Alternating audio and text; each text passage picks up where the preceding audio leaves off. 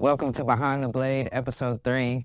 I'm your host, Hunter Blends. We're here at Sun Studios today with a very special guest. Go ahead and introduce yourself. My name is Jerry Lee Lewis III, or also better known as Son of the Killer, and we're going to get my hair cut at Sun Studios today.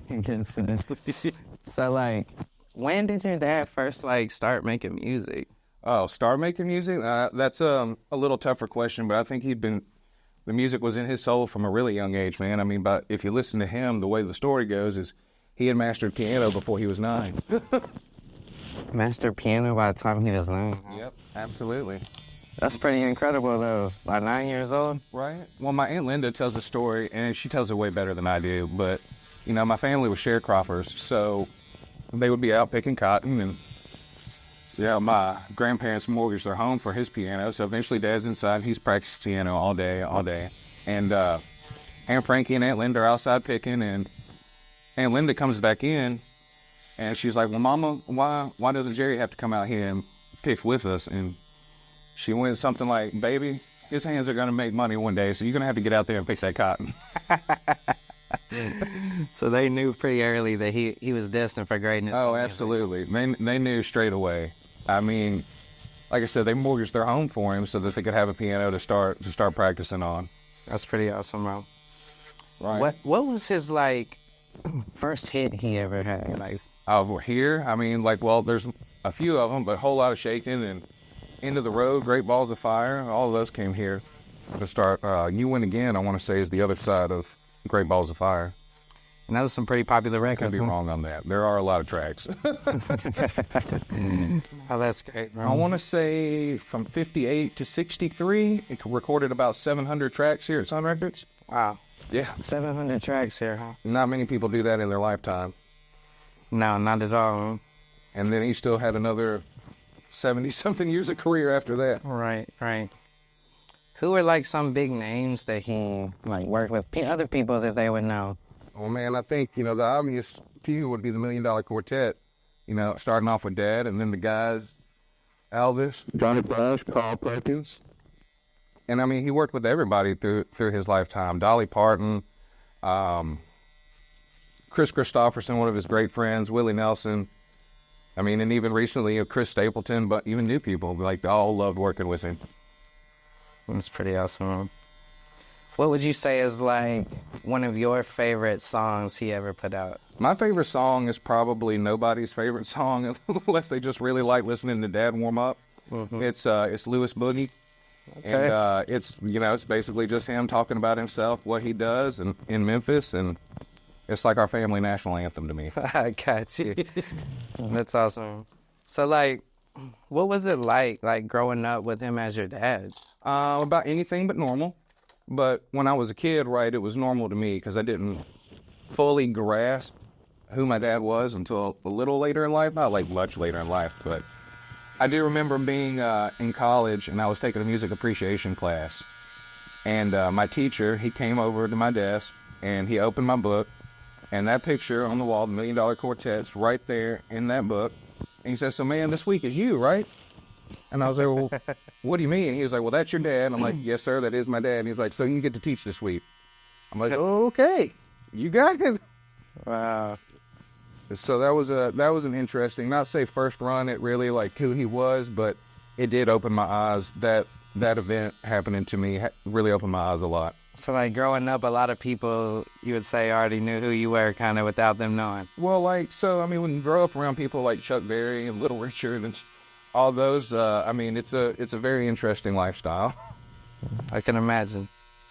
Did he ever get to introduce you to some of those people? Did you get to meet any of those other stars? Absolutely.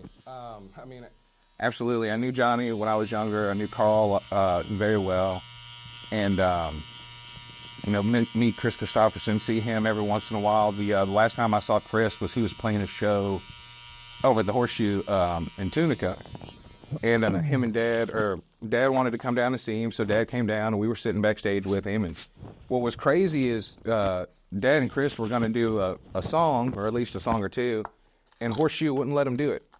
They said it was against their insurance or whatever, so they didn't want Dad to be on the stage. And Chris almost didn't really play the show after that, but his wife Lisa was like, no, come on, man, play the show. and Dad really enjoyed listening to him. It was a good night. It was also really funny because backstage, Dad, I don't know, in the last, I'd say probably about the time past he was 75 or so, he started to enjoy drinking Hennessy. And he would have Hennessy at the shows, and so he brought a bottle with him to Chris, and Chris normally a beer drinker, but he was like, hey man, you do a shot with me before a show? Oh yeah, we'll take a drink. So him and Chris took a drink, and man, dude, Chris flipped out on that. He was like, I'm never doing that again, not happening, nope, no sir. And about 20 minutes went by, and Dad was like, hey man, you want to do another one? All right, sure, Jerry. I guess he forgot, so I poured him another one, and they took their shot. And then, Chris started tripping out again. I told you I wasn't doing another one of those. What about you? You enjoy Hennessy? Yeah, man, that was a good time. I'm not a big fan of Hennessy. I can't lie to you either. You can't do the Hennessy? Nah, I can't do the Hennessy, man. It's a little too strong for me, honestly. No, usually, honestly, when I do drink, it is Hennessy these days because I would be drinking with Dad at the show every once in a while, and but you grew up drinking the Hennessy. I want to say I grew up drinking Hennessy. It definitely wasn't my first drink either. I can tell you the exact night he got on Hennessy. We were downtown at the club on Beale Street when it was still Jerry Lee's, and it was a New Year's Eve show, and he was going to be playing New Year's Eve. And he was like, Lee, will you go get me some brandy? And I was like, well, Dad, I really actually don't think they have any brandy here at the club. I can get you something else though if you want like a whiskey or something. He's like, well, just go ask the bartender what they got. And he was like, well, Lee, the best thing I got for you is I've got Hennessy. That's the closest thing in my mind to what your dad's asking for. And I'm like, that's not it at all. He was like, well, just go give it to him. I'm like, okay. So I took it back there to him, and my mama, my stepmama Judith, she grabbed the shot before I could give it to him. And she was, holy, this smells like fuel. And and Dad grabbed it from her. He was like, well, let me be the judge of that, woman. Sorry, Mom. And he took it. And he was like, okay, I'll have another one. So that started that off. I guess. And people like Eric, Dad's road manager, he can attest that we would get a bottle of Hennessy for his shows, Zach and Jacob included. They would all agree to that. That's pretty good. Is there any, cool stories that you'd like to just share about your dad? I think one of my most fun stories is from when I was, definitely much younger than I am now. I was probably, I don't know, somewhere in my 6, 7, 8-year-old range, whenever that Three Kings of Rock and Roll tour was with Dad, Little Richard, and Chuck Berry. And I don't know, I want to say it was about midway through the tour, the producers and everybody, they come to Dad and they're like, hey, Jerry, we know you're contracted to close all the shows, but Chuck would really like to close this one. And he thought about it for about, 30 seconds. And I was like, yeah, that's great. I close the shows. And the producers were like, well, Jerry, we're sorry to tell you this, but we're going to let him do this one. And he's like, okay, I guess we'll see how that works out. Now, if you know much about my dad, you watch his shows, he would play till he was blue in the face, especially back in the day. He would just play and play and play and play. He didn't really do encores because when he got done, he felt like he gave you all you needed, as he would say. So he had kicked the stool back on the stage. He was wrapping up his set, and he was coming back off the stage, and he turned around, and there's Chuck and his band. There's me and my mom, and we're standing there off to the stage side, and he sees us, and he stops. He's like, one more. So he turns around, he goes back to the piano, picks his stool up, puts it back down, and he's like, I got one more for you. And he plays probably one of the most insane versions of Johnny B. Good I have ever heard, which is one of Chuck Berry's most famous songs. And so he came off the stage, and he said, all right, Chuck, you got him, and just kept on walking. So, yeah, there was no more question whether or not Dad was closing the show after that. That's a great story to share with him. Right, it's a fun one. It's definitely a fun one. Would you say that was maybe your favorite place or your favorite show that you ever got to watch? What was your favorite show that you ever got to watch? I don't know if I could honestly pick a favorite show. There's so many good shows, and it's... Are there any that are just, stick out, that are kind of memorable to you, that you'd like to share? I mean, if any, it's some of the ones where his birthday, where we would go to New York and play B.B. King's in New York while it was still open. He'd love to play his birthday there in September. I always loved when he would do local stuff because it would give me a chance to maybe bring my son to see something. He only got to go to a few different things before Dad passed away. But I mean, saying that, you know, picking a favorite show is extremely hard because I don't know, like, Dad didn't do a bad show. Like, he gave you the show that you knew or that he thought you wanted, and so it's tough to pick one out that just sticks out. Like, now, in saying that, I can tell you, like, if you look up the 1969, like, Toronto Peace Festival, if you want to have your mind blown, you'll see Dad take his guitar from Kenny, and he shows you what he can do on that guitar. He plays Mystery Train, and it is one of the coolest things ever, just because I wouldn't think you would know that Jerry Lee can play guitar like it owes him money. Right.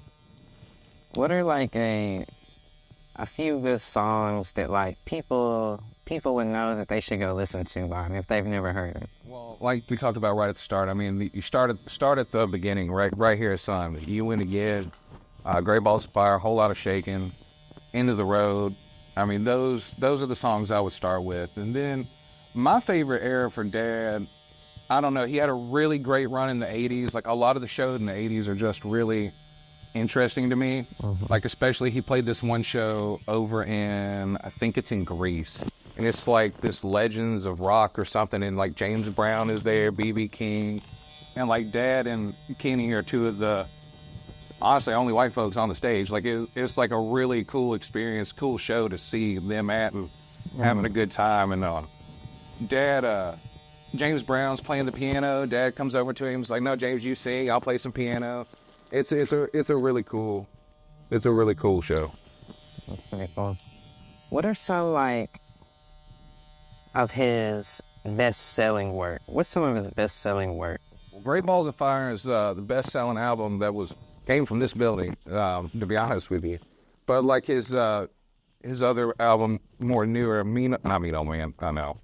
Last Man Standing is probably his biggest selling record of all time. And I think that just has a lot to do with the way media is released these days.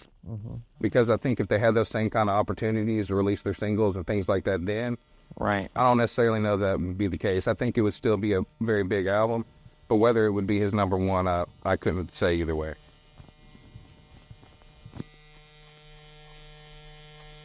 What were some things, like, growing up that you and your dad would do together?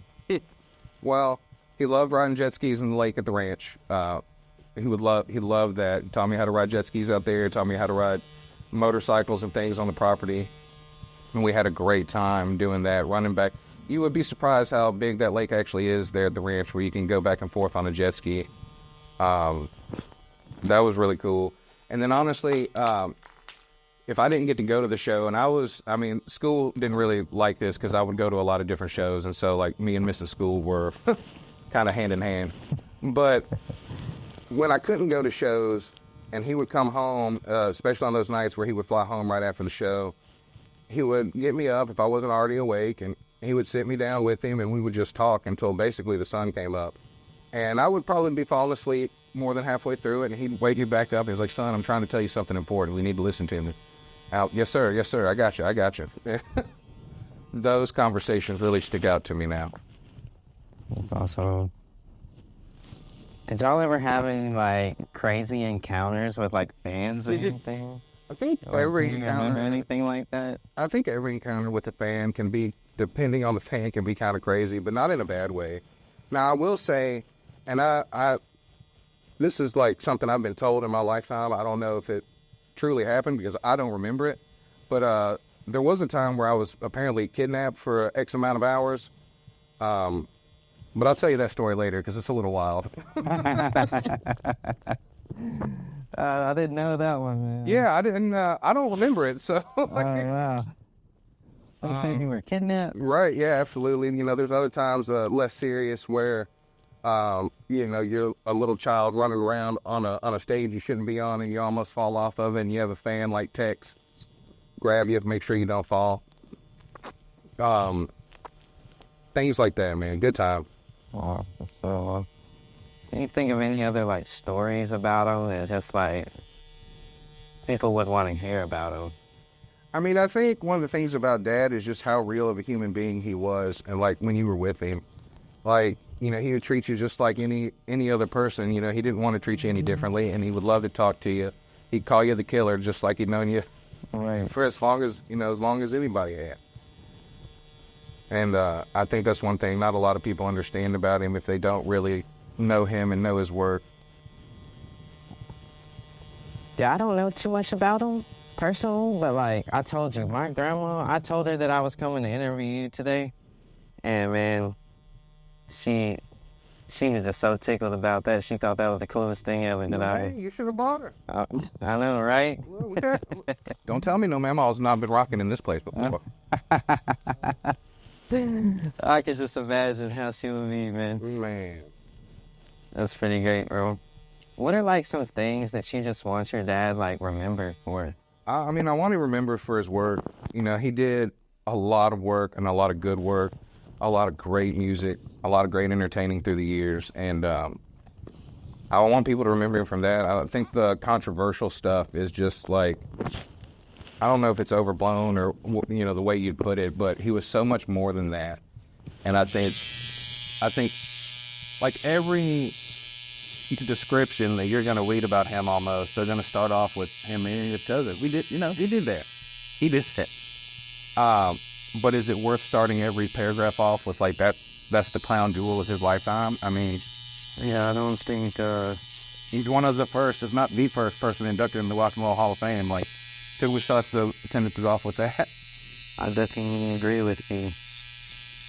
But those things happen. I mean, it's not like they didn't happen. I don't ignore them. They did happen. And as far as that goes, I mean, when they got married, that was their thing. They were married. They had children. My sister Phoebe came from that marriage. I love my sister. So what do you do?